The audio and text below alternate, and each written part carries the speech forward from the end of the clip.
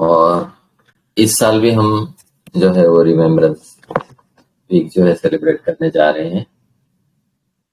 तो 20 से लेके तो 26 तक ये वीक रहेगा।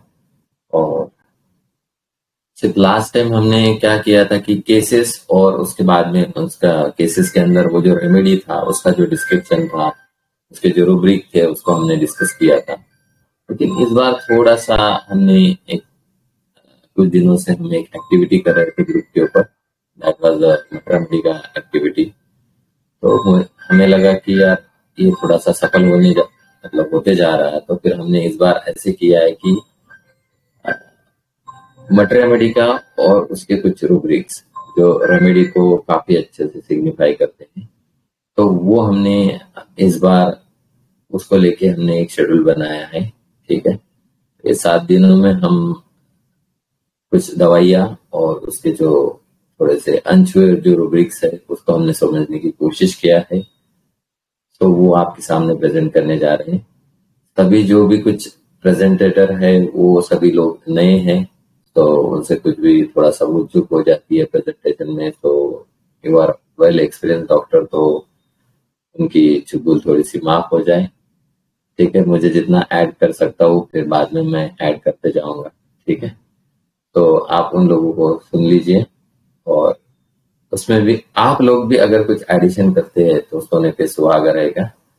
तो I welcome you all peoples on this dais. तो हम स्टार्ट करते हैं। तो आज के पहले हमारे जो नॉलेज शेयरिंग करने वाले हमारे जो मेंटर है वो डॉक्टर सोनल यादव फ्रॉम कल्याण। तो डॉक्टर सोनल आप ज्वाइन हो गए हो? यस सर, हो गई। यस, तो आप आपका वीडियो ऑन कर दीजिए, आपका थोड़ा सा परिचय दीजिए। ठीक है।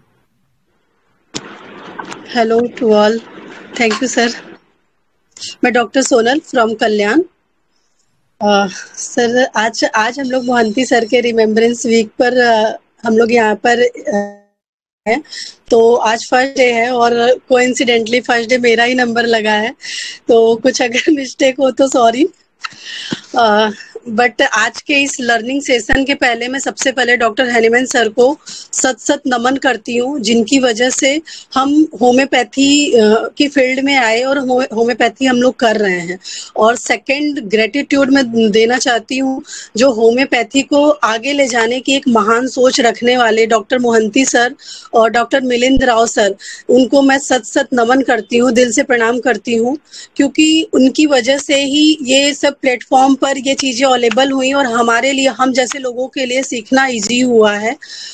Thank you to Bhagwat sir, जिन्होंने मुझे इतना अप्रिसिएट किया, इतना पुश किए हैं मुझे, क्योंकि मैं करने के लिए एग्री नहीं हो रही थी, लेकिन सर ने मुझे बहुत एग्री करवाया है। तो थैंक यू सर। और थैंक यू उन सभी मेंटर्स को, जैसे Chanda sir, doctor Ashok Awadhiya sir, Mayur sir, KY sir, Shinde sir, ये बहुत ही लंबी लिस्ट है जिनसे मैंने होम्योपैथी सीखा है और आज मैं आप लोग के सामने कुछ बोल पा रही हूँ। तो थैंक यू उन सभी मेंटर्स को जिनसे मैंने कुछ न कुछ हर रोज सीखती हूँ और हर रोज सीख रही हूँ। और थैंक यू टू ऑल कि आप लोग मुझे सुनने के लिए आए हो। तो सर आप थोड़ा welcome Sonal ma'am. Welcome. Welcome. Thank you ma'am. Sir yes yes, बोलिए। आप स्टार्ट करिए थोड़ा, तो फिर उसके बाद में स्टार्ट।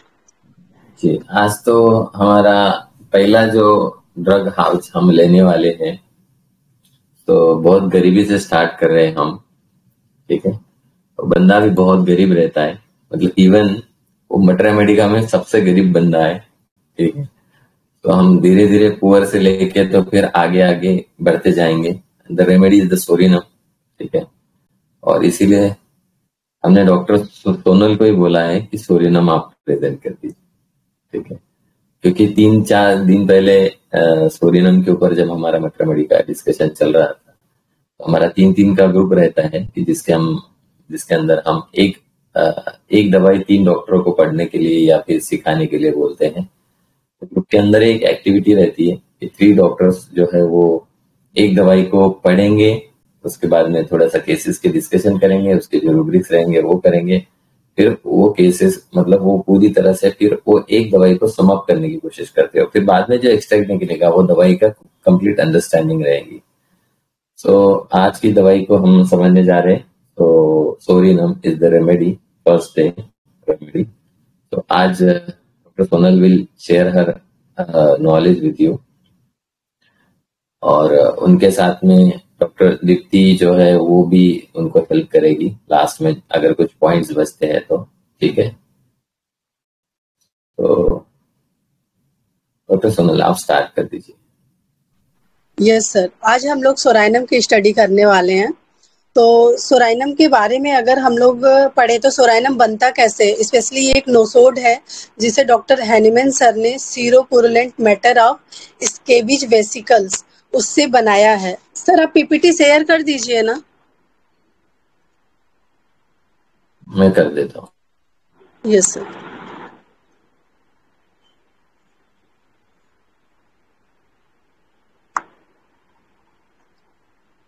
और ये कैसा होता है ना, ये स्मॉल बहुत छोटा होता है, बहुत ज़्यादा इचिंग पिन हेड वेसिकल्स होते हैं।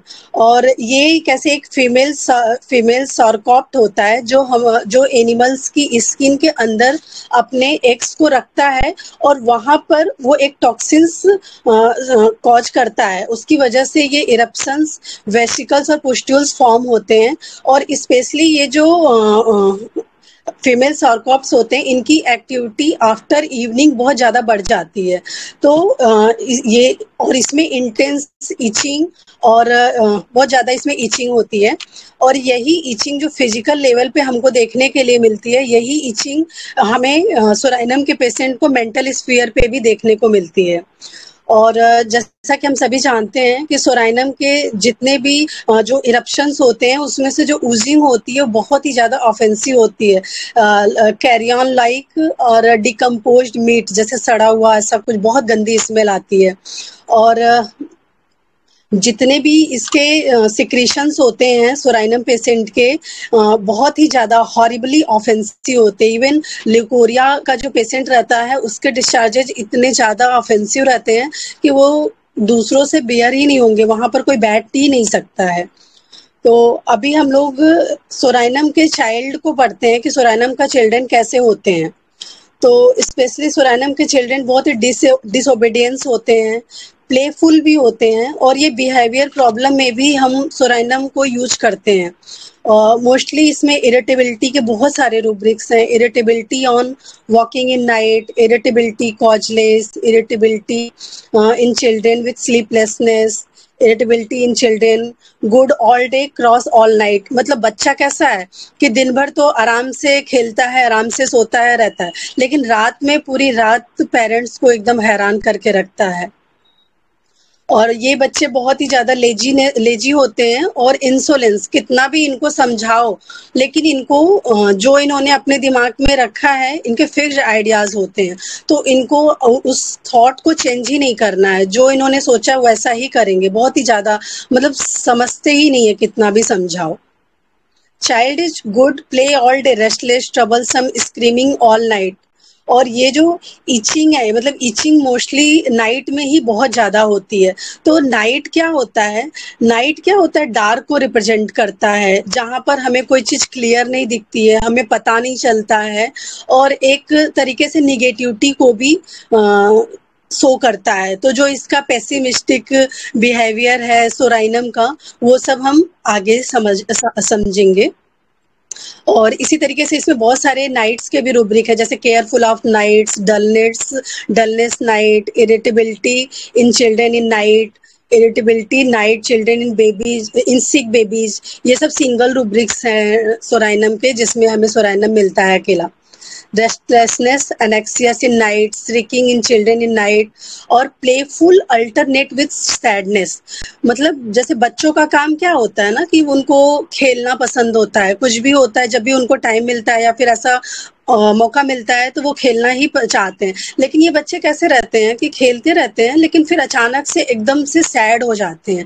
सैडनेस क्या होता है ना, एक बहुत ही ज़्यादा इमोशनल पेन होता है जिसमें बहुत ज़्यादा एक इंटेंस फीलिंग होती है, लॉस की, ग्रीफ की, हेल्पलेसनेस की। तो ये बच्चे ऐसे अभी-अभी तो खेल रहे हैं, जैसे हम कभी-कभी ऐसा बोलते हैं ना कि अभी तो खेल रहा था, अचानक से इसको क्या हो गया, इतना ज़्यादा सैड हो गया। और जैसे हम लोग ये भी देखते हैं कभी-कभी सोराइनम में, जैसे पेरेंट्स बोलते हैं कि डॉक्टर मुझे ना इसका पता चल जाता है, जब ये बीमार होने वाला रहता है ना तो फिर हमें पता चल जाता है। तो जब हम पूछते हैं कि हाँ ये कैसे पता चलता है, तो बोलते हैं जब ये बीमार होने वाला रहता है उसके पहले इसकी एक्टिविटीज बहुत बढ़ जाती है, जैसे इसकी भूख बहुत बढ़ जाएगी, खाना भी बहुत ज्यादा खाएगा, तो हमको समझ में आ जाता है कि अभी ये बीमार होने वाला है। तो अभी हम सोराइनम की पर्सनालिटी कि सोराइनम बनता कैसे है, क्यों बनता है, तो इसमें सोराइनम के 2 सिंगल रूब्रिक्स हैं। जनरलिटीज में एक रूब्रिक है weakness, warmth, aggravation, son of, और सेकंड रूब्रिक है माइंड का delusion, sun pushed her down, she had to rest in the shed in order to walk on। तो मतलब सोराइनम कैसा है ना कि अगर हम लोग स्केबिज को सोचें कि ये, आप लोग भी थोड़ा इंटरेक्ट करो ना कि स्केबिज हमें कहाँ पे देखने के लिए मिलता है या फिर ये कैसी सिचुएशन हो जाती है तो स्केबिज होता है, थोड़ा आप लोग इंटरेक्ट करिए ना। हेलो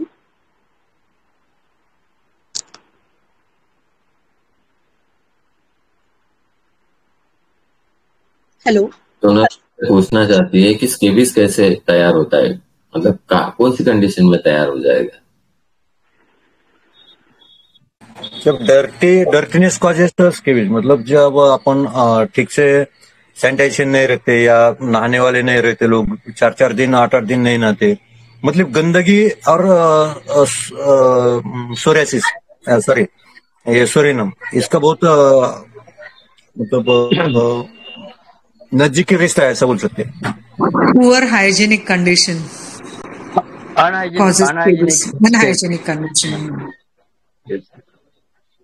यस आप लोग सही बोल रहे हो। जहाँ पे भी पावर्ड मतलब पुअर हाइजीन रहेगा, जहाँ पे भी प्रॉपर सैनिटेशन ये सब चीजें नहीं रहेंगी, वहाँ पे ही स्कैबिज डेवलप होता है। तो वहाँ पे एक तरीके से अगर हम वहाँ के लोगों के बारे में सोचें तो वहाँ की लाइफ कैसी होती है, उन्हें lack of education, lack of poverty, ये सब चीजों से वो लोग रोज फेस करते हैं।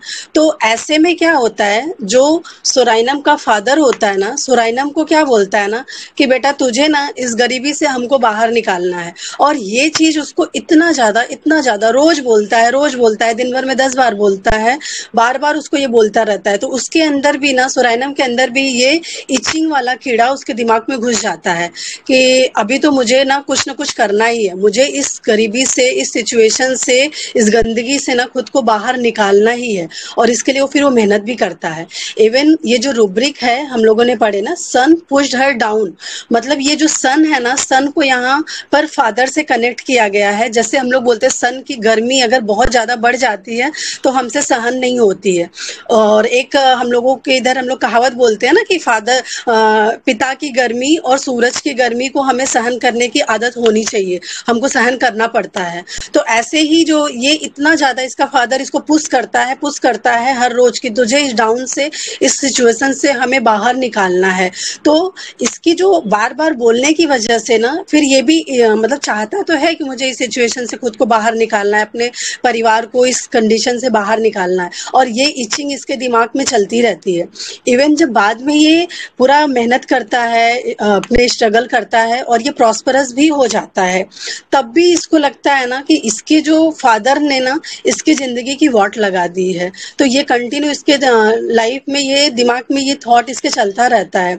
और ये फिर क्या करता है ना कि ये जो फादर की जो हीट रहती है उससे बचने के लिए ये खुद को उससे अलग कर लेता है। और इसको ऐसा लगता है ना कि कहीं तो मुझे ठंडी छाव मिले, और ये मतलब कि एक तरफा हो जाता है कि नहीं मुझे बस इसमें से बाहर ही निकालना है। तो ये एक ड्राइनेस भी इसमें आ जाती है। और ये जो ड्राइनेस होती है ना, इस ड्राइनेस की वजह से इसको ये लगता है ना कहीं तो मुझे एक ठंडी छाया मिल जाए, एक माँ की शीतल छाया मिल जाए, जहाँ जिसके आंचल में, जिसके शैडो में मैं थोड़ी देर आराम करके फिर मैं आगे बढ़ूं।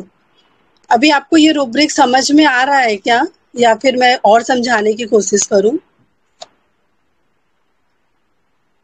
आ हेलो रहा है मैम, हेलो। आ रहा है मैम। Okay okay.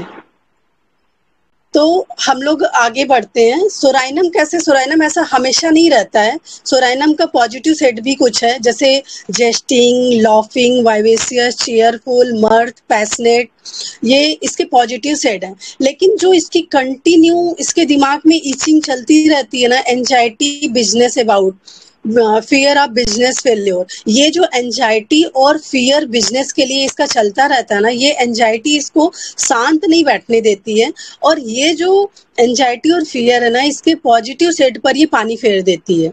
तो इसकी वजह से ना ये बहुत ज्यादा सैडनेस, होपलेस, पेसिमिस्टिक हो जाता है।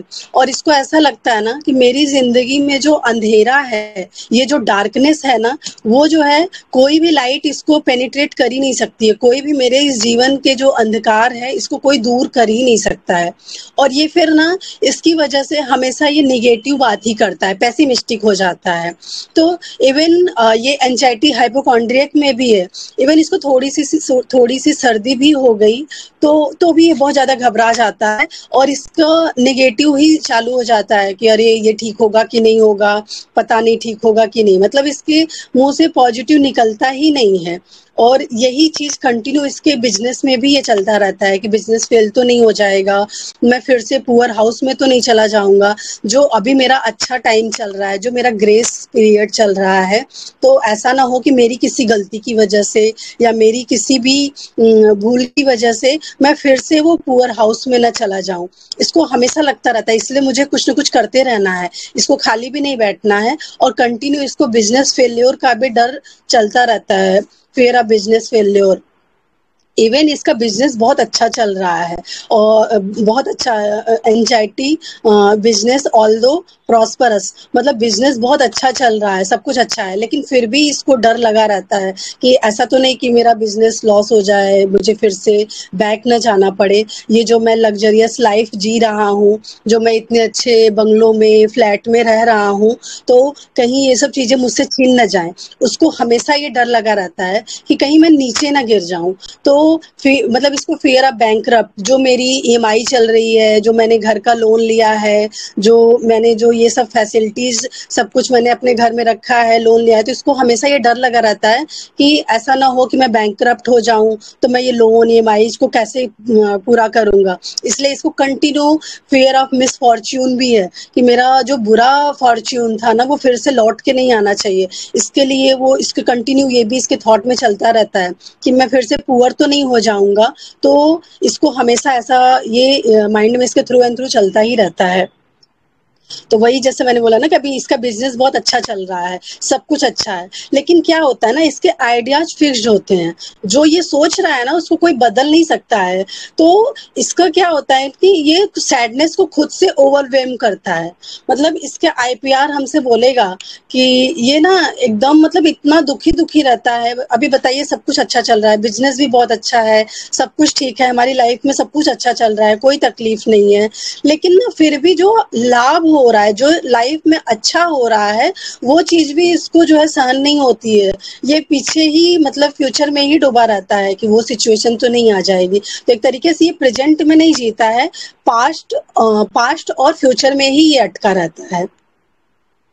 तो जिसकी वजह से ये बहुत ज्यादा इरिटेबल हो जाता है और खुद से लोगों को अलग कर लेता है, वांट टू बी एलोन, और does not want to be watched, full of anxiety and thought of suicide, मतलब कि full thought of suicides। मतलब कैसे है ना कि ये सोराइनम कैसा बंदा है ना कि ये खुद को साफ रखना इसको पसंद ही नहीं आता है, फुल ऑफ एंजाइटी से भरा हुआ है और इवन सुसाइडल थॉट्स से भी भरा हुआ है। मतलब हर छोटी छोटी चीजों पे इसको थॉट्स ऐसे आ जाते हैं कि अरे मेरा फॉर्च्यून ही अच्छा नहीं है, मेरे साथ ही ऐसा होता है।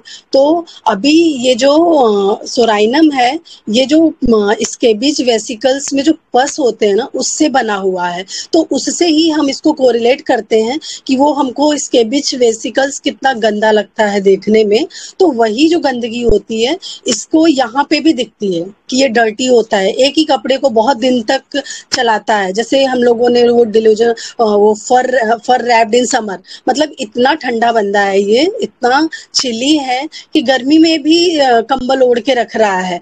तो इसको गर्मी में भी तो वो क्या करता है ना, फिर साफ सफाई रखेगा नहीं, तो फिर इसके बीच ऐसी जगह पर ही डेवलप होता है। तो ये जो डर्टीनेस है ना, इसकी ये माइंड लेवल पे भी ये हमको रिफ्लेक्ट होती है, वो दिखती है कि ये कितना, मतलब हम लोग ये बोलते हैं ना कि सोराइनम हमारी मटेरिया मेडिका का सबसे पुअर बंदा है, और सोराइनम एक ऐसा बंदा है जिसको अपनी मैल भी देना भारी लगता है, जो है वो भी देना उसको अच्छा नहीं लगता है, वो भी नहीं दे सकता है वो।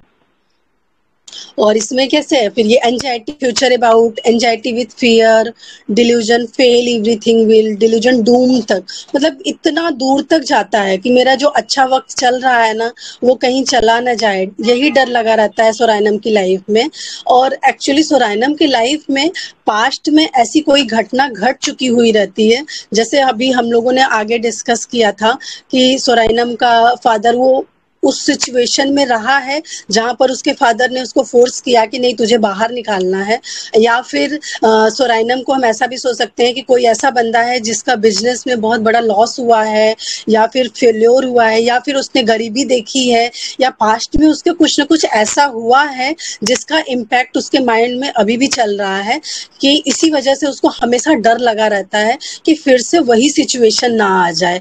इवन कई दफा पेशेंट कैसे भी दिखते हैं हमको, उनको कभी पास्ट में ब्लड प्रेशर एक बार बहुत ज्यादा बढ़ा था कि वो हॉस्पिटलाइज हो गए, और उसके बाद वो हमारे पास आके बोलेंगे कि डॉक्टर उस वक्त तो ऐसा हुआ था कि मैं हॉस्पिटल पहुंच गया था। तो ऐसा है ना कि आप मुझे कुछ ना कुछ मेडिसिन दे के रखो, मैं खाता रहूं ताकि वो सिचुएशन मेरी लाइफ में ना आए। तो फियर ऑफ पॉवर्टी में मतलब वो फिर से उसमें नहीं जाना पड़े, तो ये कंटिन्यू उसके माइंड में वो परिस्थिति आनी नहीं चाहिए मेरी लाइफ में।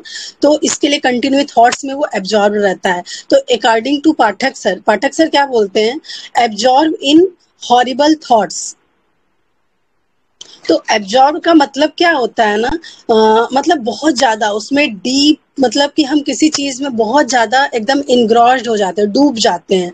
तो ऐसे ही सोराइनम इसमें ही डूबा रहता है, जो इसके पास्ट के एक्सपीरियंसेस हैं उन चीजों को वो भूल नहीं पाता है, और उसमें से ये निकलना भी नहीं चाहता है। कि जैसे इसका आईपीआर बोलता है कि अरे यार वो तो बीते दिनों की बातें थी ना, भूल जाओ उसको ना, जो हुआ अभी तो सब कुछ अच्छा चल रहा है ना। तो आईपीआर, इसके फ्रेंड्स इसको इंस्पायर करते हैं कि ठीक है ना, उन चीजों को भूल जाओ, लेकिन फिर भी ना ये उस निगेटिविटी से बाहर ही नहीं निकल पाता है। और ये dwells on past disagreeable occurrences, ये कंटिन्यू उसमें ही ड्वेलिंग का मतलब क्या होता है ना कि हम कहीं पर रहते हैं, तो जैसे हम कहीं पर अपने घर में हम रहते हैं, तो ऐसे ही ये सोराइनम जो है इन थॉट्स में ही, जो पास्ट में जो चीजें हो चुकी हैं उन चीजों को ही उसमें ही ये ड्वेल करता है, और कंटिन्यू ये फिर उसके प्रेजेंट पे भी दिखती हैं हमको। तो जैसे एक रुब्रिक है इसका, कोर रुब्रिक एडॉप्टेबिलिटी लॉस ऑफ, तो सोराइनम का है एडॉप्टेबिलिटी लॉस ऑफ। आपको किसी को कुछ ऐड करना है क्या यहाँ तक? हेलो,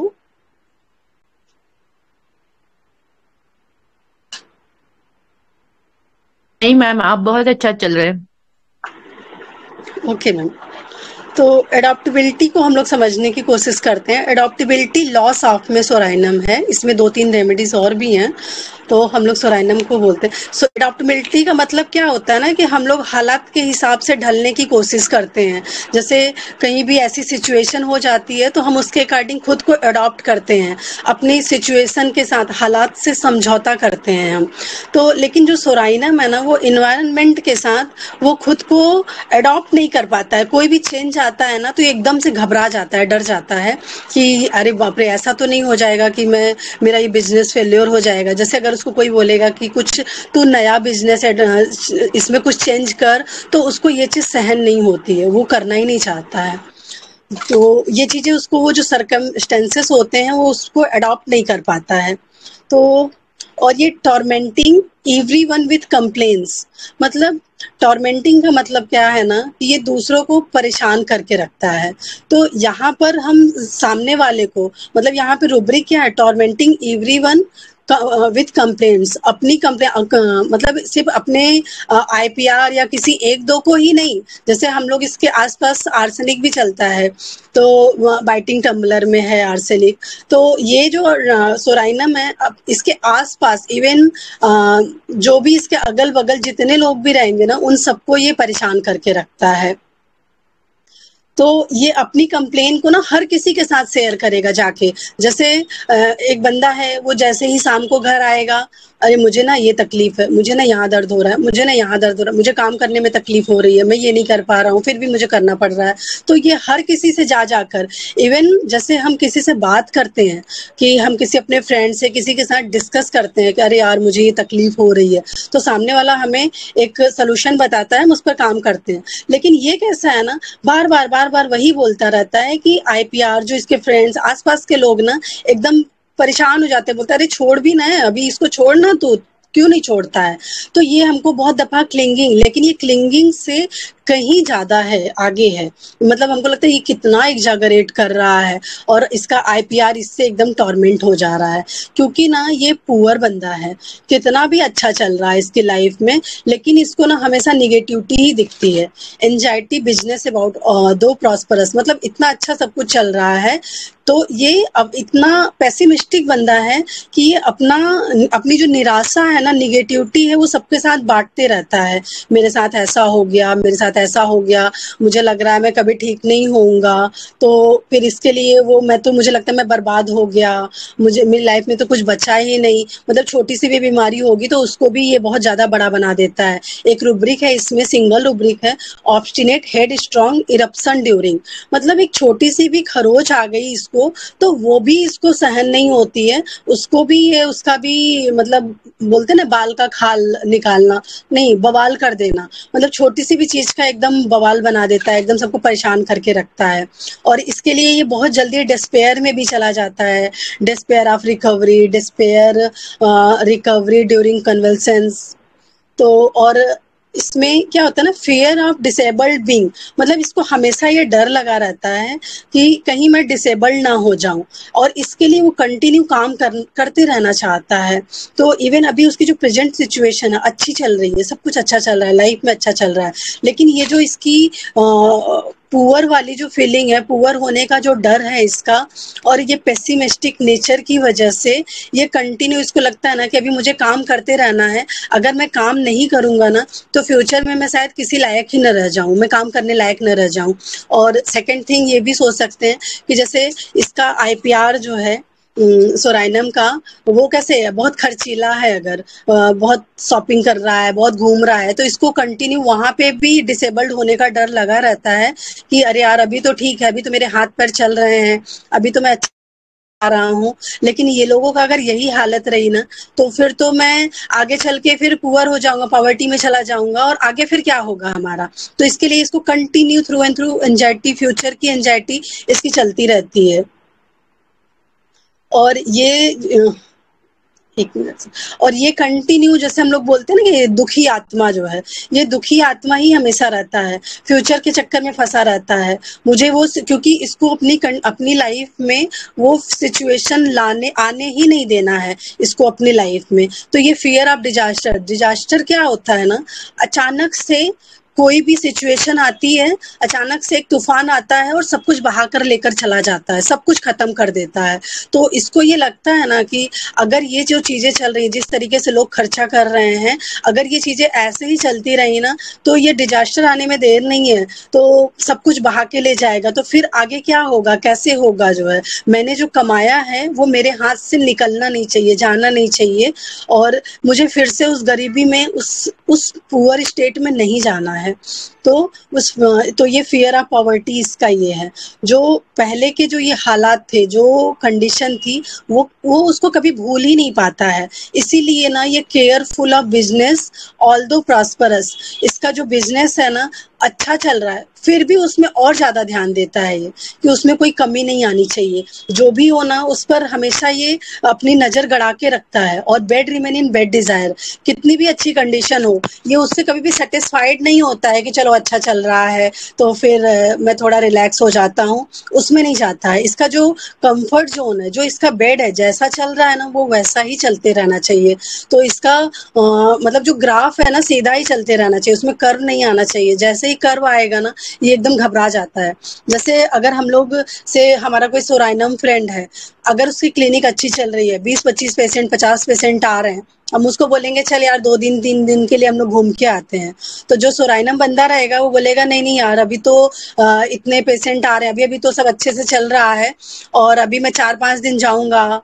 फिर आने के बाद पता चला जो 4-5 दिन पेशेंट आएंगे और क्लिनिक बंद देखकर वो किसी दूसरे के यहाँ चले जाएंगे, तो दोबारा वो मेरे पास नहीं आएंगे, तो फिर से यार बिजनेस नीचे चला जाएगा, डाउनफॉल आ जाएगा, तो मुझे नहीं जाना है, मैं नहीं जा पाऊंगा। तो इसलिए सोराइनम के जो फ्रेंड्स भी बहुत कम होते हैं, क्योंकि उसको बिजनेस को छोड़ के कहीं जाना ही नहीं है। और रूब्रिक्स है इसमें जैसे anxiety riding while, elements of anticipation, anxiety riding while, anxiety riding while down hill, anxiety motion aggravation, downward motion, मतलब इसको हमेशा नीचे जाने का डर रहता है कि नीचे नहीं जाना चाहिए। इवन जैसे कभी कभी अगर कोई हेल्थ इशू आ गया या कुछ आ गया, इसका आईपीआर या इसके बच्चे ऐसा बोलते हैं कि ठीक है पापा मैं कुछ दिन बिजनेस संभाल रहा हूँ, अगर उसमें एक भी थोड़ा सा भी पेशेंट जैसे अगर 10 आ रहे हैं 7 हो गए तो इसका डर चालू हो जाता है, नहीं नहीं मुझे जो है ना तुम लोगों के ऊपर भरोसा नहीं है, मुझे खुद ही अपना देखना है, मैं खुद ही करूंगा। तो ये anxiety closing eyes, anxiety on closing eyes, ये सोराइनम ना आंखें बंद करके बिजनेस में ना ये आंखें बंद करके नहीं रह सकता है, क्योंकि इसको ऐसा लगता है ना कि मतलब जो बिजनेस मेरा जो चल रहा है, जो मेरा लक्ष्य है उस पर ये बहुत ही सेंटर्ड रहता है। क्योंकि इसको हमेशा ऐसा लगता है ना कि अगर थोड़ा भी सावधानी हटी तो दुर्घटना घटी, तो इसके लिए ये कंटिन्यू अपने बिजनेस के लिए बहुत ज्यादा केयरफुल रहता है और जो जैसा चल रहा है उसमें चेंज ये बहुत जल्दी नहीं करना चाहता है। और एवराइज एंजाइटी फ्यूचर अबाउट एवराइज फ्रॉम, मतलब ये इसको फ्यूचर की चिंता ज्यादा रहती है, तो इसको ऐसा लगता है ना कि अभी बहुत ज्यादा खर्च हो जाएगा तो आगे फ्यूचर में क्या होगा, और इसकी वजह से ना ये बहुत ज्यादा indifferent to his personal appearance, तो अपने पर्सनल अपीयरेंस के लिए भी बहुत ज्यादा इंडिफरेंट होता है। जैसे सोराइनम के लिए हम लोग बोलते हैं ना, चाहे सोराइनम कितना भी अमीर बंदा हो, कितना भी पैसा हो उसके पास, लेकिन वो शर्ट पहनेगा 200 रुपए वाली, सस्ती वाली ही पहनेगा। उसको लगता है ना कि मुझे मतलब इन सब चीजों पे फालतू पैसा नहीं खर्च करना चाहिए, जो है पैसे को थोड़ा जमा करके रखना चाहिए, वो हमारे फ्यूचर में काम आता है। और ये सबसे पुअर रेमेडी है, क्योंकि यहाँ पे ही हमको सल्फर से भी डीडी भी हो जाता है। सल्फर क्या है, वेल्दी होता है, और सोराइनम कितना भी पैसा हो, कितना भी अमीर हो, खुद को ये वेल्दी समझता ही नहीं है, ये खुद को हमेशा पुअर ही समझता है। कि इसकी वजह से ये इसके नेचर में, बिहेवियर में ये चीज दिखती है कि हम लोग अपने आसपास ढूंढते हैं ऐसे लोगों को, तो हमको ऐसे लोग मिल जाते हैं। अकॉर्डिंग टू एलन सर, तो एलन सर ने क्या बोले हैं ना सोराइनम के लिए, the future in brightest colour, तो सोराइनम अपने फ्यूचर के लिए बहुत अच्छा सोचता है, बहुत ब्राइट फ्यूचर के लिए सोचता है। वो सोचता है ना कि मेरी लाइफ में एक बहुत अच्छा घर होगा, ये होगा, मेरे बच्चे बहुत अच्छे होंगे, वो सब कुछ ब्राइट कलरफुल सोचता है।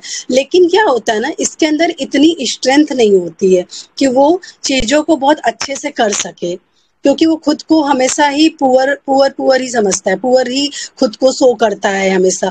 और जैसे इसको कोई प्रोजेक्ट मिला, कोई भी वर्क मिला, कोई भी कुछ भी कि हाँ तुम इसमें अच्छा कर सकते हो, और इवन ये बहुत अच्छा कोशिश भी करता है, लेकिन जो इसका आईपीआर होता है ना, जितना ये सपोर्ट की इच्छा रखता है, जितना ही सपोर्ट चाहता है ना, इसका आईपीआर उतना सपोर्ट इसको अगर देता नहीं है, तो फिर इसको कंटिन्यू ये थॉट चलते रहते हैं कि मैं ये कर पाऊंगा कि नहीं कर पाऊंगा, जैसे इसमें रूब्रिक है anxiety pregnancy during, fear during pregnancy. तो प्रेगनेंसी क्या होता है ना कि एक 9 मंथ की एक प्रोसेस होती है जिसमें एक प्रोडक्ट फॉर्म होता है, फिर 9 मंथ के बाद डिलीवर होता है। तो कंटिन्यू इसके माइंड में भी ऐसा ही चलता रहता है कि जो प्रोजेक्ट मुझे मिला है, जो चीज मुझे मिली है करने के लिए, मैं इसको कर पाऊंगा कि नहीं कर पाऊंगा। और जब इसका आईपीआर, इसका एनवायरनमेंट इसको सपोर्ट नहीं करता है, तो फिर ये कभी कभी ये फैमिली से भी स्ट्रेंज हो जाता है। Strange from his family, irritable causeless, fear causeless, anguish with anxiety with anguish. मतलब कि आईपीआर को लगता है कि ये तो कर लेगा, तो वो इतना ज्यादा इस पर ध्यान नहीं देता है, तो लगता है ये तो फालतू की एंजाइटी रखता है, इतना ज्यादा इतना सोचने की क्या जरूरत है। लेकिन ये जो चीजें इसको सपोर्ट नहीं मिलता है, तो लोगों से फिर ये स्ट्रेंज हो जाता है। और सोराइनम क्या है ना, full of fears, causeless of trivials. मतलब कि इतना सारा इसके अंदर फियर, एंजाइटी बहुत ज्यादा भरी है। एंजाइटी हाइपोकॉन्ड्रियकल, मतलब थोड़ा सा कुछ होगा तो उसको बहुत ज्यादा ये सोच लेता है कि ऐसा तो नहीं हो जाएगा, वैसा तो नहीं हो जाएगा, बहुत ज्यादा सोचता है। तो इसमें और ये कितना भी ऊंचाई छू ले, सोराइनम कितनी भी ऊंचाई को छू ले, लेकिन हमेशा ना इसको गिरने का डर बना रहता है।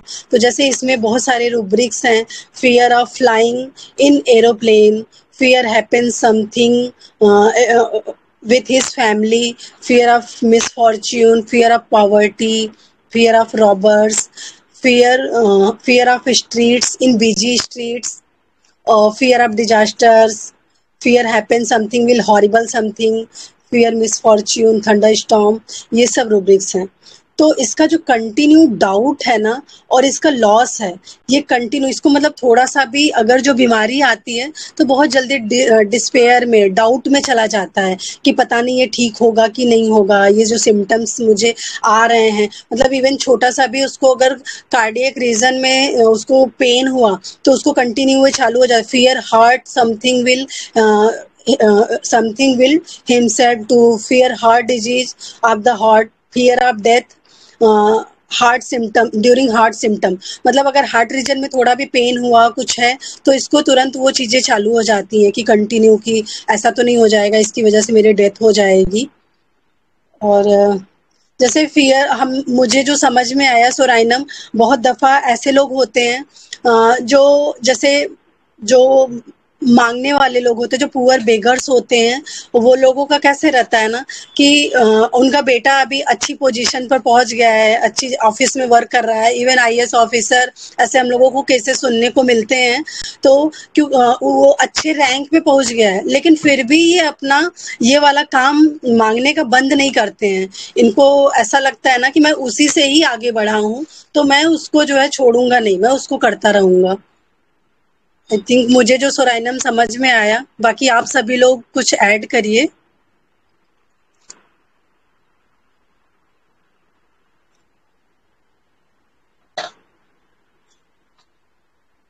हेलो सीनियर्स, आप लोग कुछ ऐड कर, संगीता मैम आप ऐड करिए।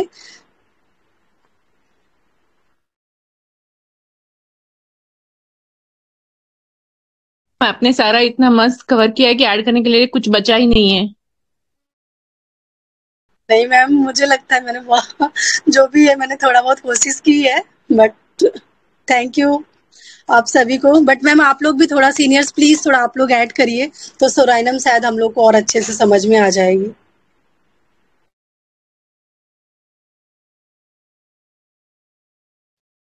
जिसको जो जो बोलना है, जिसको जो जो थोड़ा थोड़ा पता है सोराइनम के बारे में, उसका बोलिए। माणिक सर है, उसके बाद में बापू है, डॉक्टर वैशाली है, ठीक है, आलोक दिलीप सर हैं, और दत्तात्रेय सर है, डॉक्टर अपर्णा दत्तात्रेय है, सर हैं। Yes sir. डॉक्टर देविका भी है। बहुत दिनों के बाद में डॉक्टर देविका से मुलाकात हो रही है, तो प्लीज आप लोग ऐड कर सकते हैं। अगर कुछ छूट गया है, कुछ रह गया है, हमारे पास में और 18 मिनट है।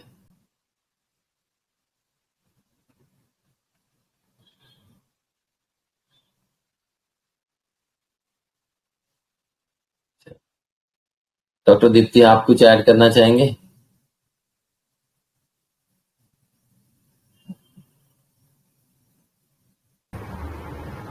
हाँ सर, पीपीटी शेयर करूँ क्या? जी जी जी जी जी करिए। सर तुम्हाला बंद करावं लागेल शेअर. पहिले तो doctor Samuel Hahnemann sir, doctor Mohanty sir, Gupta sir, Rao sir और उमाड़े भागवत सर को मैं दिल से प्रणाम करती हूँ. और यहाँ पे बहुत से मेंटर्स हैं जिनसे मैं हर रोज सीखती हूँ, उनको भी मेरा प्रणाम. और मैं थोड़ा सा जो सोरायनम का प्रेजेंटेशन है वो शेयर करती हूँ.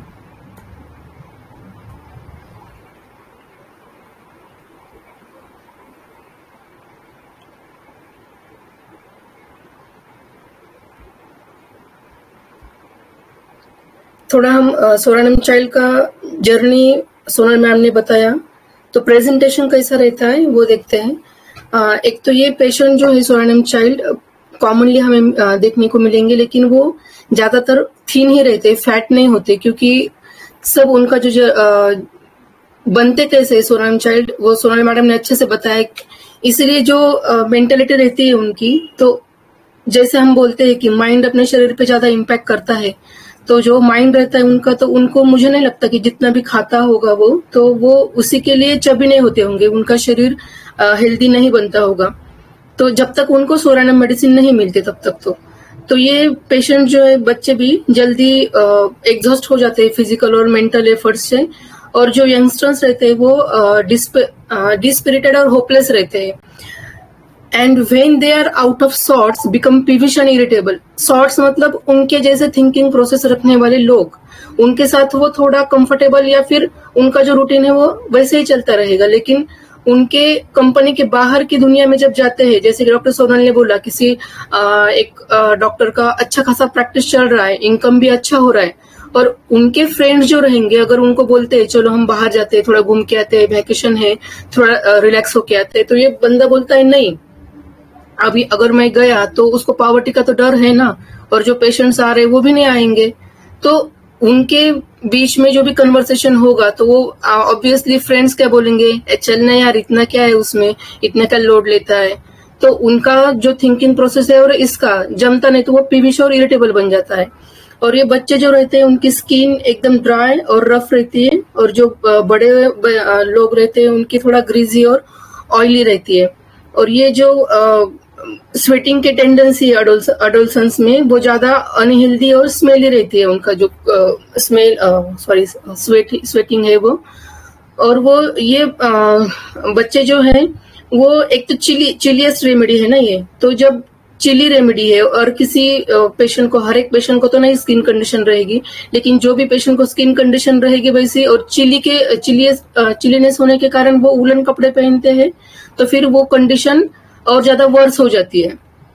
और उसी के साथ अगर हम जैसे देखा कि वो स्किन उनकी एकदम अनहेल्दी है, ग्रीजी है, तो कोई भी पेरेंट बोलेगा ना, अरे जा मुंह धो किया, थोड़ा फ्रेश लगेगा, तो वो वॉशिंग भी उनको अपसेट करती है, क्योंकि जो स्किन है वो इरिटेट बन जाती है.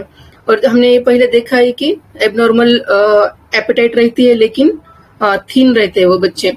और फेलिंगटन सर क्या बोलते हैं कि जब ईच को हमें ट्रीट करना है, तो ईच माइट या फिर जो इंसेक्ट है वो मरना चाहिए, ना कि अगर ऊपर से आप एप्लीकेशन दे रहे हो और वो इंसेक्ट नहीं मरता है, बस वो ईच जाती है, तो फिर वो सप्रेशन हो गया. फिर ऐसे केसेस में जब हम सोरायनम प्रिस्क्राइब करते हैं, तो वो फिर से रीडेवलप होगी जो ईच है वो, और उसको क्योर करेगी जो कंडीशन है वो.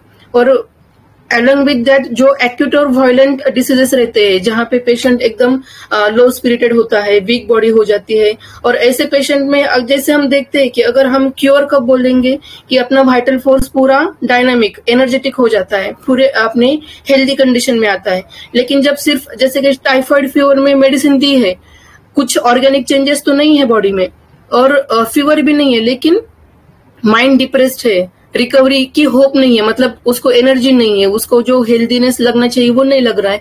तो वहां पे अगर हम देखते हैं हम कि बहुत से जो डॉक्टर्स है अपने होम्योपैथ भी, कि ऐसे कंडीशन में चलो सल्फर देके देखते हैं, और वहां पे भी उनको रिजल्ट नहीं मिलता है, तो सोरायनम रेमेडी वहां पे अच्छा इंडिकेशन रहेगी. अभी कैथरीन कुल्टर मैम ने क्या बोला है कि जो डॉक्टर हैनिमन सर ने जो हाइपोथेसिस दिया है कि psoric miasm came to underlie all human illnesses as a result of continuing suppression और maltreatment of a primordial skin condition. Primordial skin condition क्या रहेगी? जो अपने ह्यूमन रेस के साथ साथ वो बढ़ती जा रही है। अब यहाँ पे अगर कुछ स्किन कंडीशन सप्रेस होती है, माल ट्रीट होती है, तो वहां पे जो सोरा है वो एक्टिव हो जाता है। वो हर एक इलनेस जो आएगा ह्यूमन में, तो वो इलनेस का कारण रहेगा वो सोरा। अभी सोरा आगे जाके साइकोटिक बनेगा, सिफिलिटिक बनेगा, वो आगे की बात है।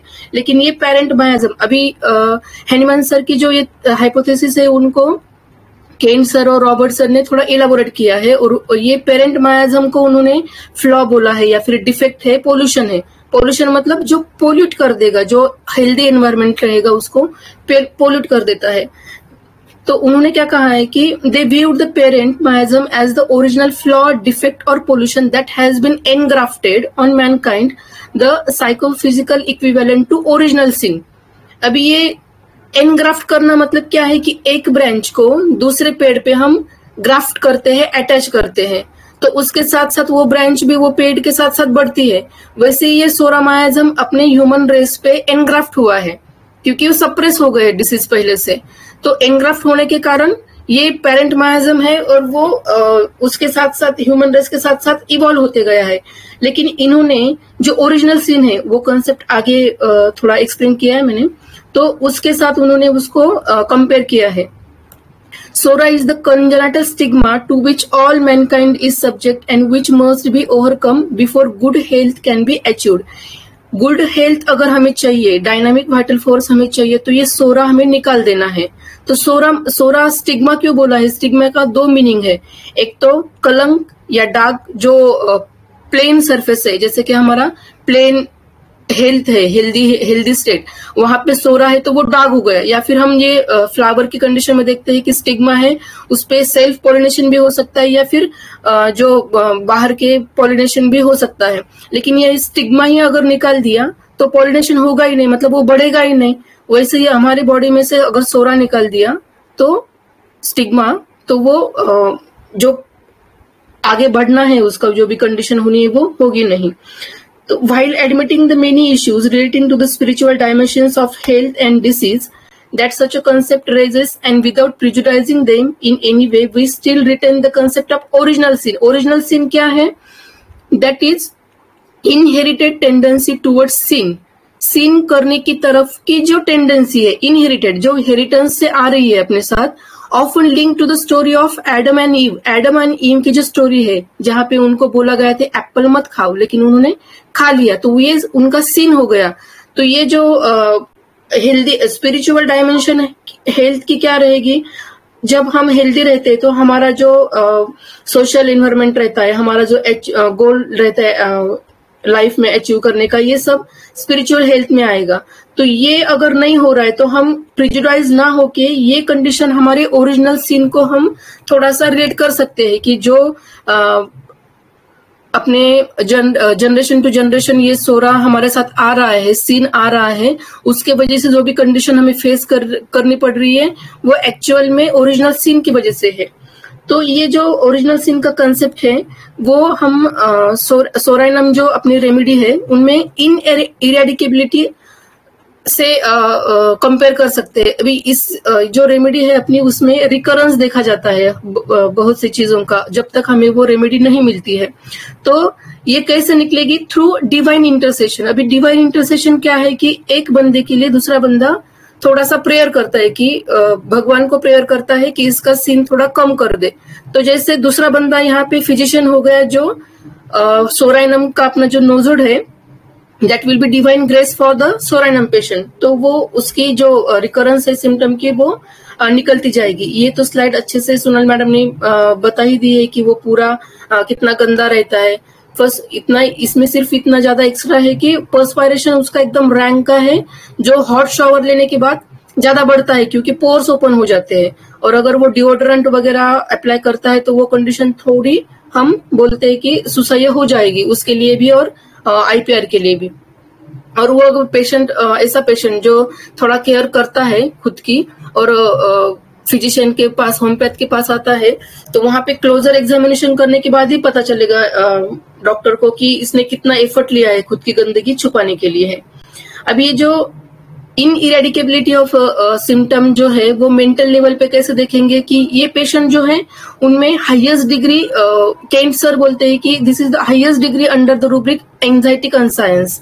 It is thus a good remedy to bear in mind for patients suffering from guilt और रिमोर्स। जिनको बहुत ज्यादा गिल्ट रहता है, रिमोर्स रहता है, ऐसे पेशेंट्स में हम सोराइनम का भी थोड़ा सोच सकते हैं। ऑफकोर्स पूरा टोटलिटी ऑफ सिम्टम देख के ही, लेकिन ये हाई डिग्री रूब्रिक है एंजाइटी कंसायंस में, जहां पे गॉड की हेल्प बहुत ज्यादा लगती है। गॉड मतलब अपना सोराइनम रेमेडी। तो यहाँ पे उन्होंने एक केस दी थी कैथरीन कुल्टर मैम ने कि एक प्रोफेसर थे जो कैंसर से जूझ रहे थे, और कैंसर इतना ये हो गया था कि मतलब वो क्लास में पढ़ाने के लिए जाते थे तो बच्चे रुक नहीं पाते थे उनकी वो स्ट्रॉन्ग स्मेल की वजह से। तो जब उनको 200 का पूरा सोराइनम का रिपीटेडली डोज दिया गया तो उनका वो कंडीशन था वो मिराक्युलसली रिलीव हो गया, और वो the putrid pungent odour was reduced to a manageable minimum and the patient was no longer embarrassed to teach and socialise. क्योंकि वो क्लास में जाके पढ़ा भी नहीं सक रहे थे और सोशलाइज भी नहीं हो रहे थे क्योंकि उनकी कंडीशन इतनी बुरी थी, लेकिन कम डेज रहे थे उनको, तो उनको लग रहा था कि जब तक मेरे दिन बाकी है तब तक उनका जो सीखने का पैशन था, सिखाने का, तो मैं बच्चों को सिखाऊं, मेरे जो जितने भी दिन बचे हुए प्रोडक्टिव बने मेरे डेज वो जो है। ये हमने देखा। तो सिर्फ यहाँ पे इतना ही है कि अपनी होम्योपैथी में बहुत से रेमेडीज है जो नेवर वेल सिंस को कवर करते हैं, जैसे कि psorinum is a leading remedy for elements that will not wash up. जब तक सोराइनम नहीं मिलती है ऐसे पेशेंट्स को वहां से सिम्टम्स वॉश अप नहीं होते हैं जल्दी से। तो ऐसे कितने रेमेडीज है कि लिस्ट है ये सिंस चाइल्डहुड। अभी चाइल्डहुड सोराइनम का, जैसे सोनल मैडम ने बोला है कि उनके पिताजी के कारण मे भी दूसरी भी कंडीशन रहती होंगी, लेकिन एक कंडीशन ये है कि सोराइनम के जो प्रायर कंडीशन रहती है फादर पेरेंट्स की, तो वो बहुत ज्यादा खराब रहती होगी, तो वो पेरेंट उनको ज्यादा बम्बार्डिंग करते होंगे कि नहीं ये कंडीशन से तुझे बाहर निकलना है और फिर से वहां पे नहीं जाना है। तो चाइल्डहुड से नेवर वेल सिंस चाइल्डहुड। तो दूसरी रेमेडीज है नेवर वेल सिंस प्यूबर्टी है, या फिर पर्टिकुलर अटैक ऑफ मीजल्स व्हूपिंग कफ में ट्यूबरक्यूलिनम कार्सिनोसिन है, प्यूबर्टी में पल्सिटिला, चाइल्ड बर्थ मिसकैरेज में sepia, menopause lachesis. During the healing process of soranum can provide dramatic illustration of the third postulate of Hering's law of cure। जो herring sir ने law रखे थे उसमें से जो लॉ ऑफ क्योर है वो हम सोराइनम देने के बाद अच्छे से देख सकते हैं। सोराइनम और सल्फर भी जो कि रेमेडी एकदम सिमिलम रहेगी, तो पूरे जैसे कि एक आधी मूवी बैकवर्ड हम रिवर्स कर रहे हैं वैसे वो दिखेंगे हमें पेशेंट्स में जो भी सिम्टम्स है वो। तो यहाँ पे एक लेडी का उन्होंने एग्जाम्पल दिया है कि अ memorable case was the woman of 50 with postmenopausal hot flashes and terrifying black fits of suicidal depression। वहां पे बहुत ज्यादा suicidal depression भी था उसको, तो hot flashes के कारण लेकेसिस और इनसिक्योरिटी वगैरह रहती होंगी, तो वो आर्सेनिक का मिक्सचर थी ओवरऑल देखे जाए तो ऊपर का। बट जब डॉक्टर ने देखा कि नेवर वेल सिंस कंडीशन थी उसकी, series of illnesses and operations, the physician deemed it advisable to start with either sulphur और Psorinum. The former means sulphur ने हॉट फ्लैशेस और history of use of allopathic medication तो कम कर दी, fit हो रही थी, बट सोराइनम 30C से वो लेडी एकदम से अच्छी हो गई, उनको हॉट फ्लैशेस और दूसरे कंडीशन को राहत मिली। तो वो लेडी में एक कंडीशन थी कि greying of hair, clearly delineated stripe और streak which started at the right temple. तो वो लेडी हंस के बोल रही थी कि मुझे स्कंक कहो। स्कंक मतलब ये जो छोटे नीचे दिख रहे हैं वो, तो उनका जो प्रेजेंटेशन है जैसे कि व्हाइट बालों का थोड़ा सा पैच है, वैसे उस लेडी का हो गया था. This was one of those strange, rare and peculiar symptoms upon which the choice of a remedy can hinge. Hair becomes grey in spots. Doctor cancer से ज्यादा ये ऑब्जर्वेशन में आया है. और in fact Hering recounts a case in a younger person where the shock of gray hair regained its natural color after treatment with soranum. सोरानम से उन्होंने जो कलर है उसका व्हाइट कलर के ब्लैक कलर हो गए थे. ये भी देखा है हमने पहले. अभी ये सोरानम पेशेंट का प्रेजेंटेशन कैसा रहेगा कि वाइटल हीट कम होने के कारण वो एवर्जन टू ओपन हेयर है, aggravation with open hair and extreme sensitivity to change of weather. और ये जो पेशेंट है वो ज्यादा मॉल में या फिर बाहर की एक्टिविटी में ज्यादा खुद को कंफर्टेबल नहीं पाता है, क्योंकि उसको एक तो ऐसे फर रैप चाहिए ही चाहिए. और वो जो अभी ये पेशेंट की इम्यूनिटी देखिए हमने कि कैसी है, कि वो ज्यादा से जल्दी एकदम किसी भी स्टिमुलस से स्टिमुलेट हो जाता है. तो ईटिंग बाहर ईटिंग से भी उसको प्रॉब्लम आता है. तो मॉल में अगर एसी वगैरह ऑन होता है वहां पे भी प्रॉब्लम आता है. तो फिर ये हेड अनकवर नहीं रखता है, लेकिन क्या बोलता है कि थिंकिंग कैप है मेरी, वो ऑन रहती है तो मैं अच्छे से थिंक कर पाता, मतलब वो दिखाता नहीं है खुद का ये. और ये जो सोया है इंसान, तो वो ऐसा ये क्या Psorinum at times can exist only in special isolated quarters. Isolated quarters है जो भी बाहर के जो भी इरिटेंट्स रहेंगे. फिर इरिटेंट्स क्या रहेंगे इनके लिए? एनवायरमेंटल चेंज रहेगा, पोल्यूशन रहेगा, जो पेस्टिसाइड है, हर्बिसाइड है, इंसेक्टिसाइड्स है, वो सब रहेंगे. तो इनके कारण इनको बहुत ज्यादा तकलीफ होती है, कंडीशन एवर्स होती है. तो फिर ये पेशेंट्स ज्यादातर खुद को क्वार्टर्स में, आइसोलेटेड क्वार्टर्स में देखते हैं कि वो खुद को अलग ही रखे, आइसोलेट ही रखे. तो उनका सोने का तरीका भी है कि जो हाथ और पैर एकदम से बॉडी को टच नहीं होने देते हैं और बैक पे सोते हैं. तो the choice of this remedy is reinforced in any respiratory tract affection if the patient obtains marked relief from lying on his back in a spread eagle. Spread eagle मतलब ये जो फैलाए हुए हाथ और पैर है उस कंडीशन में, if position with arms abducted from his sides, ऐसा केंट सर ने लिखा हुआ है. Making certain that none of his extremities touch one another और any other part of the body. These excessive sensitiveness and lack of natural defenses. अभी lack of natural defences क्यों हुए? क्योंकि ये आइसोलेट ही रहा. जैसे कि हम बोलते हैं कि बच्चे बाहर खेलते हैं फिर भी हेल्दी रहते हैं, और जो एकदम घर में छुपाए हुए या ज्यादा प्रोटेक्टेड बच्चे हैं वो जल्दी जल्दी बीमार पड़ते हैं. तो क्लार्क सर का ये जो यूज था सोरानम का हे फीवर और आस्थमा में, तो बहुत से बाद में जो डॉक्टर से उन्होंने भी ये भी प्रिस्क्राइब करना शुरू कर दिया. अभी मैं आपसे थोड़ा ये इस इमेज का थोड़ा सा डिस्क्रिप्शन मांगूंगी. इसमें से आपको क्या समझ में आ रहा है?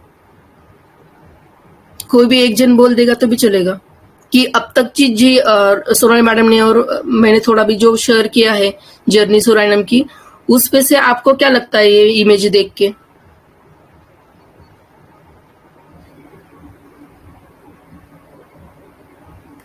ओके, मैं ही बोलती हूँ. अभी ये लेडी जो है, नदी इनको मिल रही लेकिन उसके चेहरे पे उदासी है, ऐसा लग रहा है. हाँ, नदी है उसकी तरफ है, उसकी राइट, तरफ है, लेकिन उसके हाँ उस चेहरे पे 12 बजे उनके राइट. फ्लो भी है, लेकिन उसको क्या लग रहा है? ब्रांचेस कितनी है? इधर जा रहा है मेरा मनी, उधर जा रहा है. मनी हो या हेल्थ हो, मैं यहाँ से डिफेक्ट मतलब इन्फेक्ट हो सकती हूँ, वहां से हो सकती हूँ, तो मुझे सब चाहिए. ऊपर वो देख नहीं रही है कि बादल है, बारिश आएगी, लेकिन इसका जो भी फ्लो है वहां कहाँ पे जाके एंड हो रहा है? ड्राई लैंड में. वो ये भी नहीं देख रही है कि नदी हमेशा कहाँ जाती है? समंदर में जाती है ना. तो आगे जाके शायद मिलेगा भी उसको अबंडेंस में, लेकिन वो उसका उतना विजन रहता ही नहीं है.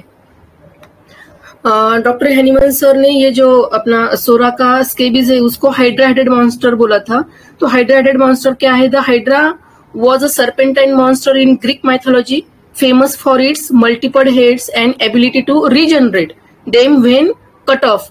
कट ऑफ करते हैं तो वो फिर से रिजनरेट होता है, इसलिए हैनीमैन सर ने उसको हाइड्रा हेडेड बोला है. तो इसमें जो हाइड्रा हेडेड के जो भी आर्म्स हैं उसको अलग अलग अगर हम देखते हैं तो पहले तो पेशेंट एक्टिव है, इंडस्ट्रियस है, इंटेलिजेंट है, ओवर सेंसिटिव है, इमोशनल भी है, all kinds of seasonal changes में वो देखते हैं हम, वरीज अबाउट फ्यूचर, थियोराइजिंग भी है, और amelioration natural discharges, physically weak and fatigue, always hungry, emulated by eating, susceptibility to cold, emulated by warmth, functional disturbances, morning diarrhea, or rumorous skin eruptions. Thank you for patience listening.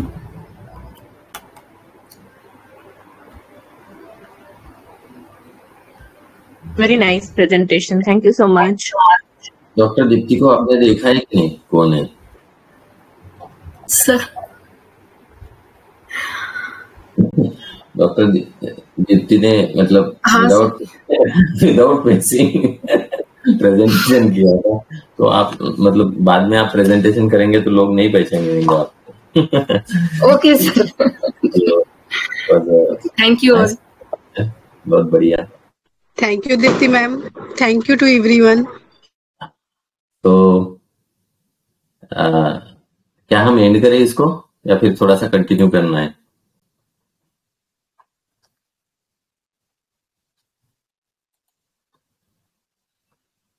Sir आप अपने input दीजिए ना please, थोड़ा सा। हाँ जी sir. अगर मैं start करूंगा तो 1 बजे रुकूंगा चलेगा sir, we are ready. We are ready.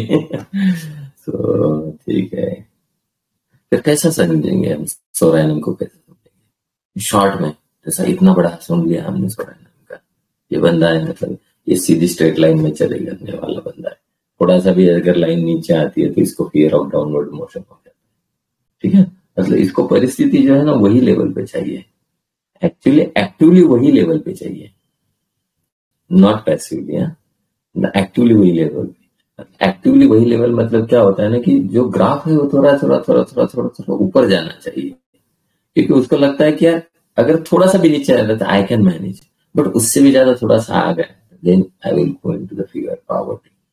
ठीक है ना, वो स्टैटिक लाइन जो है उसको मेंटेन करना है, और वहां से थोड़ा सा भी नीचे आ गया मतलब कैसे होता है ना, मैं बताता हूँ आपको। तो हम कैसे समझेंगे इसको, हम ऐसा समझेंगे कि धूप काले में रखा हुआ मटका है। ठीक है, अब धुपकाले में रखा हुआ मटका पानी से भरा हुआ, अब बोलो क्या क्या रहेगा उसको, तो सोचो उसके ऊपर थोड़ा सा।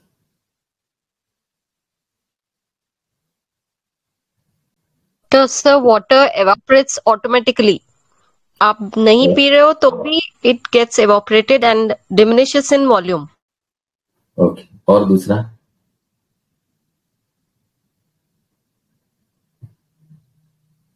एक तो चीज वही वो बता दिया आपने, हर कोई पानी पीता है सर मटके का धूप काले में, ठंडा पानी रहता है तो हर कोई पिएगा। और तीसरा?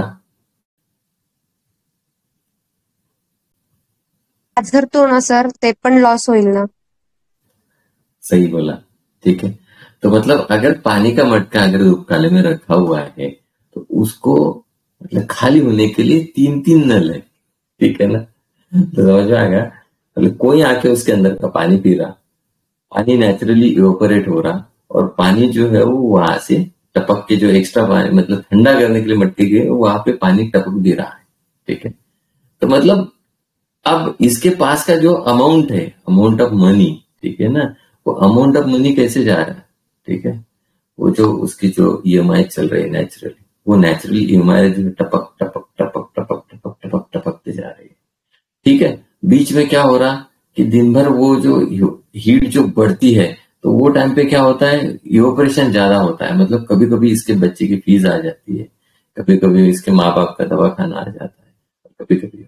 और बीच में क्या होता है ना, कोई आके पानी पी लेता है, मतलब बीवी क्या करती है ना, कभी कभी इसके गोल्ड मांग लेती है, बहुत दिन हो गए शादी को, मेरे को नया कुछ मिला नहीं है। सो अभी इसका कंडीशन आ गया, अबे सभी लोग साला आके मेरे को लूटते जा रहे हैं, कोई तो पानी डालो इसमें। ठीक है, और पानी डालने वाला कोई नहीं होता। सो इसको हमेशा की पड़ी हुई रहती कि यार मटके का लेवल जो है मेंटेन करो। तो इसका एक ही काम रहेगा, किसी ने पानी पी लिया क्या, हाँ ठीक है, कितना पानी पिया, 1 गिलास पानी पी लिया, और 2 गिलास पानी डाल दो उसमें, ठीक है। तो 2 गिलास पानी करेगा, पानी भी डालेगा और उसके ऊपर से भी घुमाएगा ताकि जो एक्स्ट्रा का इवोपरेशन हो रहा है वो ना हो। समझ आ गया? आपको अंडरस्टैंड हो रहा है सोरेनम का कंडीशन? तो मस्त एग्जाम्पल दिया आपने। बहुत अच्छे से, बहुत बढ़िया। सो सोरेनम को हमेशा के लिए पढ़िए, डाल पानी डाल पानी डाल पानी डाल पानी। मतलब कोई सोरेनम का बच्चा अगर पानी पी लेगा तो सोरेनम बोलेगा तेरे को आधा गिलास लगा ना, पूरा गिलास काय को लिया रे तूने, बाकी आधा पानी फेंक देता है तू, गधे तेरे को समझता नहीं। सो ये वाला कंडीशन होता है सोरेनम का। तो सोरेनम जो होता है ना एक अच्छे से रूब्रिक में है। तो सोरेनम का सन पुश हर डाउन, ठीक है ना, and she had to rest in the shade of in order to walk. मतलब क्या होता है, जो बाप होता है वो क्या करता है, सोरेनम का जो बाप होता है उसको हमेशा के लिए, सोरेनम का बच्चा भी कभी कभी सोरेनम बनता है। कैसे बनता है? अब सोरेनम के पास पैसा कितना है, सोरेनम के पास पैसा कितना है, बहुत सारा है, प्रॉस्पेरिटी में है। लेकिन जब भी उसका बच्चा बोलता है पापा मेरे को गाड़ी चाहिए, तेरे को दिए ना घड़ी है तेरे पास में टुक टुक की, अरे पापा वो 5वीं से है ना, अब मैं 12वीं में गया हूं, या बाकी लोग जो है वो अच्छी अच्छी घड़ियां बांध रही, और तुम मेरे को अभी भी वो मतलब ऐसी कंडीशन हो गई 5वीं की साइकिल मैंने 8वीं तक चलाई यार, उसके ऊपर वो जो हैंडल जो है कितना ऊपर ऊपर उठाएंगे। लेकिन सोरेनम बोलता है नहीं भाई ऐसा कैसा चलेगा, हमने अरे बाप के समय तो हमने ऐसे ही चली, और वो 3 पुश्तैनी जो साइकिल जो थी वो कंटिन्यूसली चलती आ रही है। तो ये सोरेनम जो होता है उससे कहीं भी थोड़ा सा भी ड्रिबलिंग होता है कोई भी कंडीशन में, तो सोरेनम जो है वो फियर पॉवर्टी में चले जाता है। वैसे उसका हेल्थ का स्टेट है।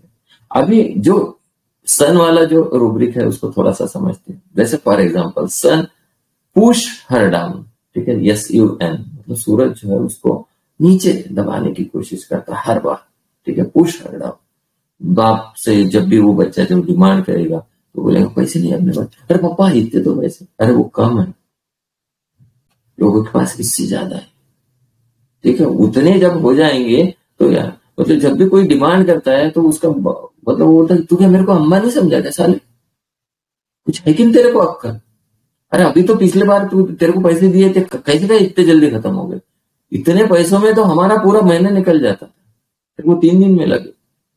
फिर वो टाइम में बोलो पापा मेरे को पार्टी में जाने का, दोस्त लोगों के पास, और पार्टी दे रहे तो मेरे को गिफ्ट तो देना पड़ेगा, क्या देना पड़ता है गिफ्ट, कितने सारे दोस्त रहते तेरे की जो तेरे को गिफ्ट देते, तो बोलता नहीं ना पापा यार ऐसे नहीं चलेगा ना यार, कुछ तो गिफ्ट देना पड़ेगा, नहीं देना पड़ेगा, तेरे को जाना है तो जा, नहीं जाना है तो रहने दे, गिफ्ट के लिए पैसे नहीं मिलेंगे।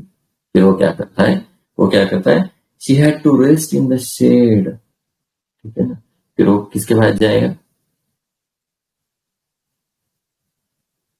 माँ के पास, मम्मी के पास जाएगा, मम्मी के पास में, मम्मी प्लीज यार पापा का समझा, इतने सारे पैसे क्या करेंगे।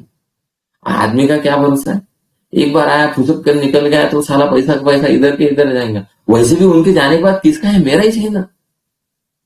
लेकिन वो तो ये मतलब वो जो है वो दोस्ती को टिकाने के लिए माँ को बोलता यार देने यार कुछ तो पैसे दे, मैं उसको गिफ्ट दूंगा ना, भले उसमें बड़ा सा कुछ नहीं लेकिन छोटा सा गिफ्ट देना बनता है यार।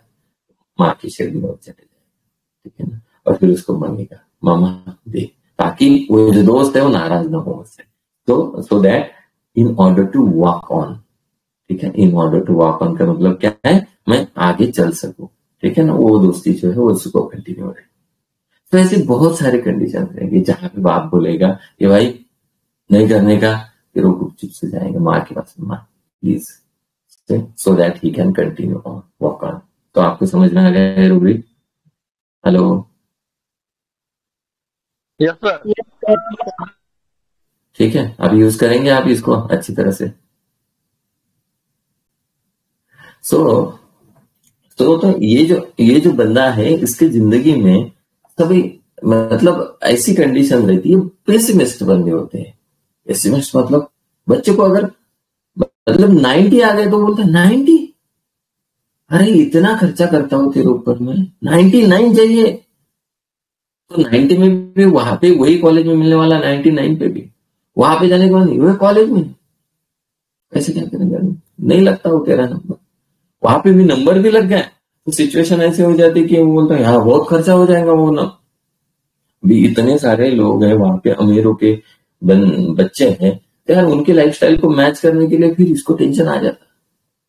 अब साला डाल तो दिया बच्चे को इतने बड़े कॉलेज में, लेकिन उसके बाद में भी सिचुएशन क्या रहेगी, बोलेगा वहां पे बहुत सारा खर्चा हो जाएगा, तो अगेन द ट्रिपलिंग। ठीक है, तो यहाँ पे ये चीज समझना है कि उसको एक एक हर एक टपकती बूंद से उसकी जो नींद है ना हराम हो जाती है। ठीक है, तो मतलब वो जो होता है ना, नल जो टपकता है तो वो ये सोचता है कि यार ये एक एक नल से तो कैलकुलेट करता है, वो क्या करेगा, नल के नीचे बकेट लगाएगा और फिर देखेगा यार एक 15 लीटर की बकेट साला ओवर द नाइट ने 2 घंटे में भर गई है, तो यार 1000 लीटर की टाकी पूरेंगी कि नहीं पूरेंगी, तो उसको हर एक नल से वो ड्रिबलने वाला जो वाटर है वो एवरेट है, तो केयर्स बोल देना, मतलब यहाँ पूरी रात भर उसको नींद नहीं लगती है, चिंता चिंता चिंता। ठीक है, तो ये जो बंदा है मतलब सुखी जीने वाला नहीं है, ये कभी वर्तमान में नहीं जीता है, वो कच्चर खाने में जाएगा पास्ट के, वहां से सड़े हुए गए हुए जो एक्सपीरियंस है उसके साथ में वर्तमान में लगाएंगा, जिससे उसकी बदबू आती है और चिंता करते रहेंगे फ्यूचर की। ठीक है, सो ये होता है सोरानंद का लाइफ। ठीक है, और उसको क्या होता है ना, बीमारी से बहुत ज्यादा चिंता होती है, चिंता मतलब इतनी ज्यादा चिंता, थोड़ा सा बुखार हो गया, थोड़ी सी सर्दी हो गई, उससे चिंता ही चिंता, क्योंकि उसको लगता है कि हर एक जो मतलब जो मेरे नेचुरल पोजीशन से मुझे डाउन लाने की कोशिश कर रही है, हर एक वो चीज मुझे पॉवर्टी दे सकती है। ठीक है ना, और यहाँ पे इसीलिए उसको एक डर सताता है, even fear cancer of, fear robbers of, fear thunderstorm, fear मतलब एवरीथिंग उसको डर देता है। ठीक है ना, सो मतलब जो होता है कि और कोशिश ये करता है कि यार मतलब कैसे भी करके ये खोई हुई जो स्थिति है उसको फिर से रिगेन करने की कोशिश करता है। तो रिगेन करने की कोशिश में क्या होता है कि यार जब भी वो रिगेन करने की कोशिश करता है वही टाइम पे क्या होता है कि उसको लगता है थोड़ा सा अच्छा समय आ गया, फिर से वो डाउन हो जाता है। तो उसके अंदर एक अच्छा सा रूब्रिक है, well feels well before an attack और फॉलिंग सिक। मतलब क्या होता है, जैसे वो ठीक होने की कंडीशंस में आता है, वो जैसे बोलता है यार अभी मेरे को ठीक लग रहा है, वही टाइम पे राहु उसकी कुंडली में आके बैठते हैं। बोलते हैं ना, राहु बोलते हैं जब भी आप कुछ अच्छा होता है आपके साथ में तो खुश होना, ज्यादा खुश हो गए तो राहु की नजर लग जाती है। तो इसके पीछे जो राहु जी है वो हमेशा के लिए लगे हुए, थोड़ा सा खुश हो गया मतलब क्या। अब माँ बाप को लगता है यार बच्चा है बहुत खाने लगा है उसके बाद में वो बीमार नहीं है। ठीक है, तो ये वाली सिचुएशन हो जाती है। तो सोरायनम जो है, सोरायनम की सिचुएशंस ऐसी हो जाती है कि बचपन से लेके अभी तक सोरायनम की जिंदगी में उसका बाप बोलता है तो इतना पैसा होने के बाद में भी वो सोचता है पैसा नहीं अपने पास, तो इतना होने के बाद में भी फिर वो बच्चा सोचता है इतना है मतलब 0 है, समझ आ गया। तो अभी ये 0 को हमें +1 +2 +3 करना है, और इसीलिए उसकी जिंदगी में मेहनत का सिलसिला जो होता है, और थोड़ा सा भी अगर वो +1 नहीं कर पाता है तो दैट इज हिज फेलियर, और वो फेलियर से वो परेशान होता है। थोड़ा अंडरस्टैंड हो रहा है आपको? हो रहा है ना सर? सो उसको डाउनवर्ड मोशंस का है। उसके बाद में फिर क्या होता है कि उसको लगता है कि यार अभी जो खराब स्थिति है उससे निपटने के लिए हमें कुछ ना कुछ मदद लेनी चाहिए। ठीक है, व्हीकल जैसा, मतलब riding carriage wants to.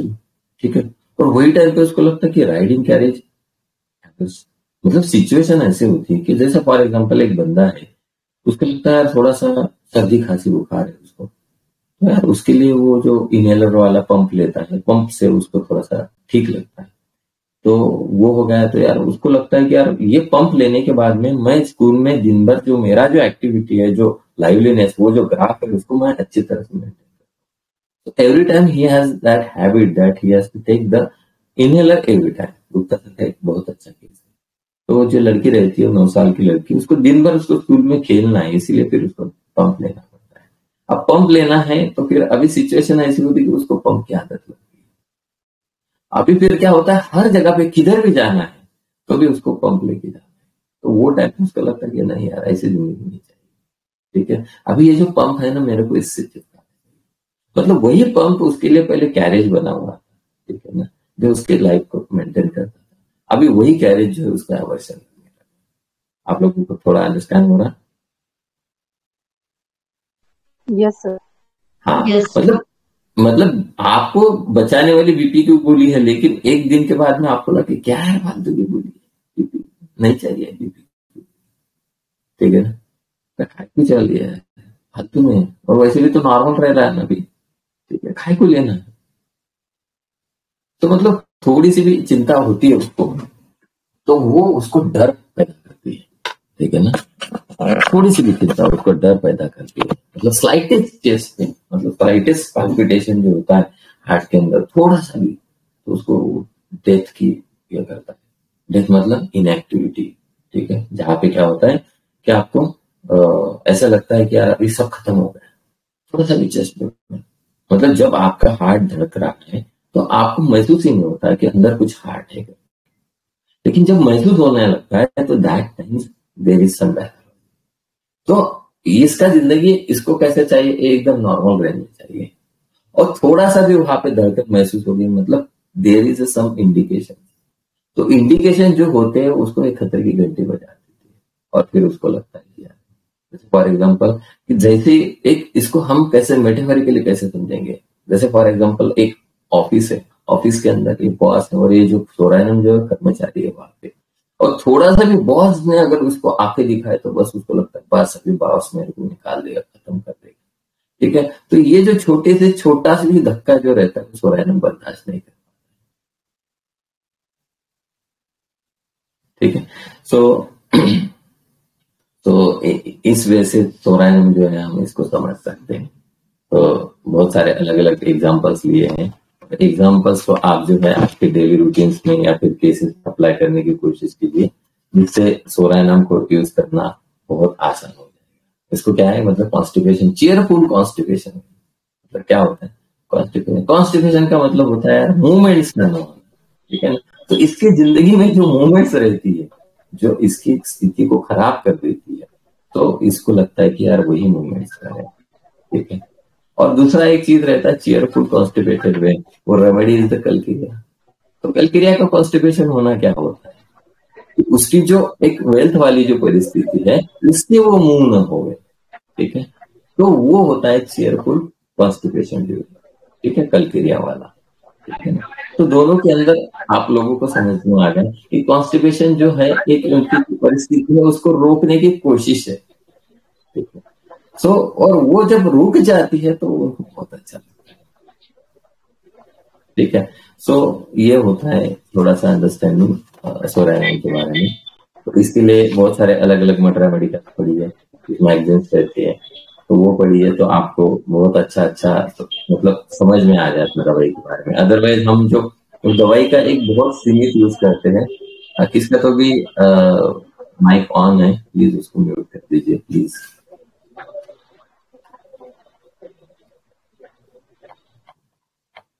Please किसका माइक ऑन होगा तो प्लीज उसको बंद कर दीजिए।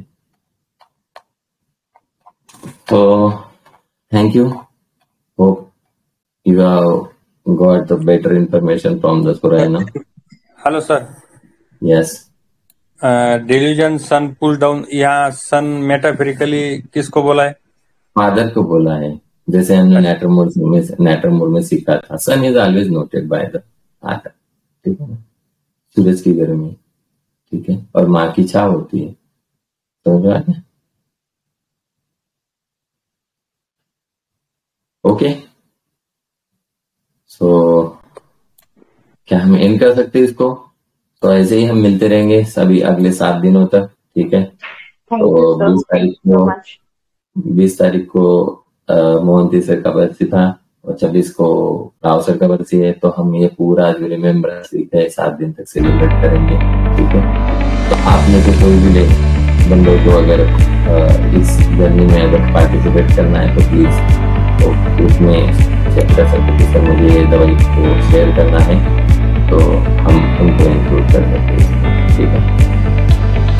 तो thank you. Thank you so much sir. Thank you. तो हम मिलते जाएंगे रोज 9:30 अलग अलग दवाई के साथ में, अलग अलग डॉक्टर्स के साथ। Thank you so much sir. Welcome. Thank you sir. Thank you. चलो बाय, गुड नाइट।